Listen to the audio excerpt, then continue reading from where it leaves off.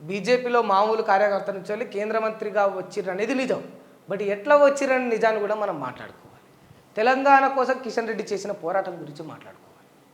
తెలంగాణ కోసం కిషన్ రెడ్డి ఏం పోరాటం చేశాడు, ఎక్కడ పదవికి రాజీనామా చేశాడు, ఎక్కడ కొట్లాడాడు, ఎక్కడ ధర్నా చేశాడు. నేను ఒక 100 ఫోటోలు చూపిస్తాను.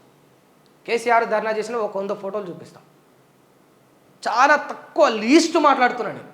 1,00,000 ఫోటోలు, 1000 ఫోటోలు, 10,000 ఫోటోలు అనట్లే, ఒక 100 ఫోటోలు చూపిస్తాను. కేసీఆర్ ధర్నా చేసినవి తెలంగాణ రాష్ట్రం కోసం, కేసీఆర్ కొట్లాడినట్టు, కేసీఆర్ రంగంలోకి డైరెక్ట్ పోలీసులకు వ్యతిరేకంగా దిగినట్టు నేను ఒక 1000 మంది సాక్షులు తీసుకొస్తాను.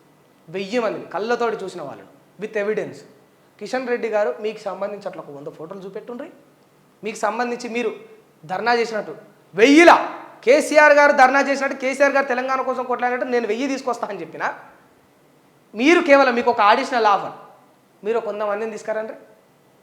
ఒక 100 మందిని మీ చుట్టాలు కాకుండా, మీ పాలోళ్ళు కాకుండా, మీ పార్టీ వాళ్ళు కాకుండా మిగతా వాళ్ళు మామూలు సాక్షులను ఎట్లా మనం కన్సిడర్ చేస్తాం, అట్లా ఒక 100 మందిని తీసుకురండి.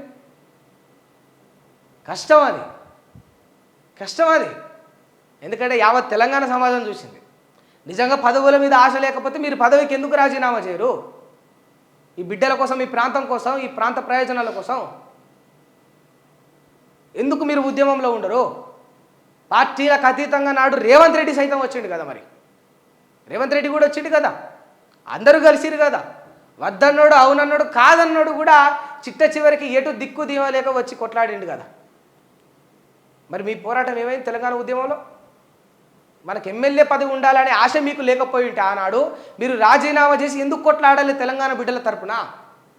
ఈ ఒక్క ప్రశ్నకు సమాధానం చెప్తే బాగుంటుంది.